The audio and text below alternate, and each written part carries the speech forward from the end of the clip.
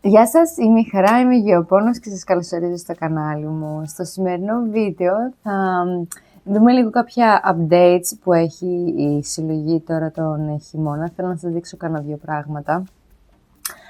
Καταλαβαίνετε ότι δεν έχουν γίνει και πάρα πολλά. Τώρα το χειμώνα τα φυτά είναι σε μια πιο ήρεμη κατάσταση. Παρ' όλα αυτά έχουμε έτσι κάποιες αλλαγές. Οπότε θα ξεκινήσω πολύ γρήγορα και να σας πω ότι γενικά οι φύκοι δεν τα πάνε πάρα πολύ καλά. Ο φύκος ολιράτα είναι έτοιμος για αναχώρηση. Απλά μου είναι πάρα πολύ δύσκολο ψυχολογικά να τον αφήσω, γιατί ήταν το πρώτο φυτό που είχαμε φέρει στο σπίτι. Και μου είναι πολύ δύσκολο να τον κόψω για να τον πετάξω. Και απλά τον έχω αφήσει να τελειώσει το ταξίδι του τελείως εδώ πέρα μέσα στο σπίτι. Παρ' όλα αυτά και οι υπόλοιποι φύκοι δεν είναι καλά. Κανένας δεν είναι καλά. Και έχω παράδειγμα, ας πούμε, εδώ πέρα και τον Αμπιτζάν, όπου αυτό εδώ πέρα δεν είναι όψη ενός φύκου, ο οποίος είναι καλά. Και δεν ξέρω τι να κάνω. Έχω σκεφτεί ότι δεν τους ταιριάζει το σπίτι, γιατί δεν έχει πάρα πολύ φως.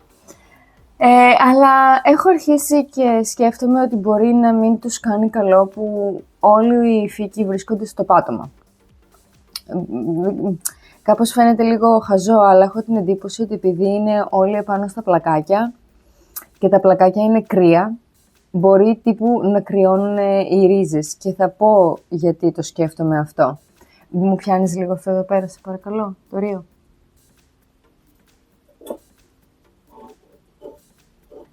Λοιπόν, το ρίο, αυτό, το είχα στο πάτωμα. Και ήταν πάρα πολύ δύσκολο. Είναι καινούργιο το φυτό αυτό, δεν το έχω φτιάξει ακόμα. Είναι ακόμα στο χώμα της γλάστρας από το φυτόριο. Και το είχα στο χώμα και ήταν πάρα πολύ χάλια.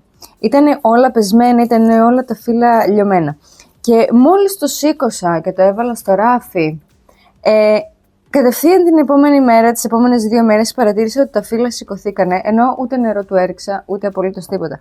Έχω λοιπόν την εντύπωση ότι μάλλον κάποια φυτά πρέπει να κρυώνουν, σε εισαγωγικά, επειδή είναι στο πάτωμα. Και έχω επίσης την εντύπωση ότι επειδή όλοι οι φύκοι είναι από εκείνη εκεί την πλευρά, που έχει υγρασία σε εκείνη την πλευρά του σπιτιού, μπορεί όντως τα φυτά να βρίσκονται σε μια παράξενη κατάσταση και να μην τους αρέσει το περιβάλλον τους. Δυστυχώς αυτή τη στιγμή δεν μπορώ να βοηθήσω, δηλαδή το μόνο ίσως που να μπορούσα να κάνω είναι να πάρω κάποιο έπιπλο ή κάποια βάση για να τα ανυψώσω πιο ψηλά για να μην ακουμπάνε όντως το πλακάκι.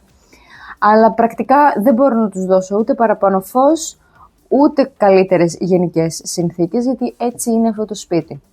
Οπότε δεν ξέρω ακριβώς τι θα κάνω με τους φύκους. Είμαι σίγουρη ότι ο Λιράτα δεν θα μπορέσει να επιβιώσει έτσι κι αλλιώς, οπότε θα τον χάσουμε. Όσο για τους υπόλοιπους 4, δεν ξέρω πώς θα πάει. Όλοι τους έχουν πεσμένα φύλλα προς τα κάτω και ξέρουμε ότι άμα τα φύλλα των φύκων πάρουν την κάθοδο, δεν ξανασηκώνονται ποτέ. Οπότε ναι, δεν ξέρω πώς θα πάει. Θα δω πώς θα τα επεξέλθω σε αυτή την κατάσταση. Θέλω λίγο να δείτε εδώ πέρα αυτό το ράφι. Τα κορίτσια μου εδώ τα πάνε πάρα πολύ καλά και θέλω να δείτε εκεί πέρα την μικρή της κιντέψης που έχει αρχίσει και σκαρφαλώνει μόνη της στη γωνία από το ράφι. Είναι πάρα πολύ γλυκούλη, δεν το έχω πειράξει καθόλου, το έχει κάνει τελείως μόνη της. Και θα το αφήσω έτσι μέχρι να δω πώς θα το συμμαζέψω λίγο, γιατί βλέπουμε ότι και τα δύο γέρνουν προς τα εκεί.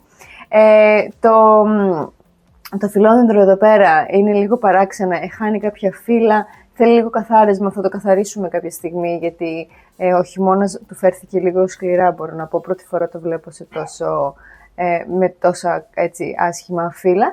Και να σας δείξω από εδώ πέρα, άμα μπορούμε, και το φιλόδεντρο, το Florida Green, το οποίο μεγαλώνει. Δεν μου έχει δώσει φύλλο τον τελευταίο καιρό και θέλω να δω τι θα δώσει, αλλά όπως βλέπουμε έχει θεριέψει πάρα πολύ και είναι πάρα πολύ όμορφο. Και εννοείται ότι πρέπει να σας δείξω την στρελίτσια. Αυτό εδώ είναι το καινούριο μας φύλλο. Είναι το πιο μεγάλο φύλλο μέχρι στιγμής. Είναι 76 εκατοστά, το προηγούμενο αυτό εδώ είναι 64, τα μέτρησα. Και βλέπουμε εδώ πέρα, έχει ανοίξει προχθές. Βλέπετε εδώ πέρα και την αλλαγή του χρώματος. Έχουμε ξαναπεί ότι έτσι όπως είναι τυλιγμένο το φύλλο, αυτή η πλευρά επειδή πρώτη έχει δει φως, οι χλωροπλάστες έχουν σκουρίνει, υπάρχει αρκετή χλωροφύλλη. Εδώ ακόμα επειδή δεν το έχει δει τόσο πολύ το φως, οι χλωροπλάστες δεν είναι ακόμα πλήρως έτοιμοι, οπότε υπάρχει αυτός ο αποχρωματισμός του κίτρινου, ήταν και ακόμα πιο κίτρινο. Σιγά σιγά μέσα στις επόμενες μέρες θα γίνει κανονικά όλο πράσινο όπως και τα υπόλοιπα. Πρώτα λοιπόν αυτό θα γίνει πράσινο και μετά θα ξεκινήσει να μεγαλώνει ο μίσχος και θεωρητικά θα πρέπει να ξεπεράσει το προηγούμενο σε ύψος. Ας ελπίσουμε θα το κάνει έτσι ώστε να μπορούν όλα να έχουν, να έχουν φως καλό. Οπότε αυτή είναι η πιο μεγάλη μας έτσι... Αυτό είναι το πιο μεγάλο μας επίτευγμα αυτόν τον χειμώνα, αυτό το υπέροχο φύλλο που περιμένω πώς και πώς να μεγαλώσει. Και όπως βλέπετε το κορίτσι μου τα πάει πάρα πολύ καλά, παρόλο που δεν έχει το τέλειο φως και το τέλειο χώρο. Δεν έχει βγάλει άνθος, μακάρι κάποια στιγμή να μπορέσουμε να δούμε και ένα υπέροχο άνθος.